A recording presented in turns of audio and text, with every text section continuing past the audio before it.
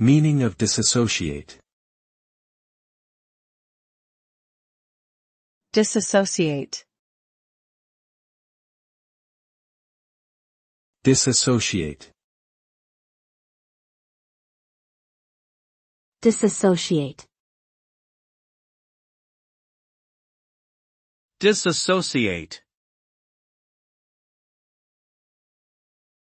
The term disassociate refers to the act of disconnecting or separating something from a larger whole or entity.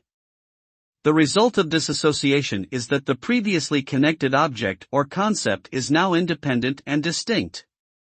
This can occur on various levels, such as the dissociation of an individual from a group, the separation of a chemical compound into its individual elements, or the detachment of emotional associations from a particular memory or experience.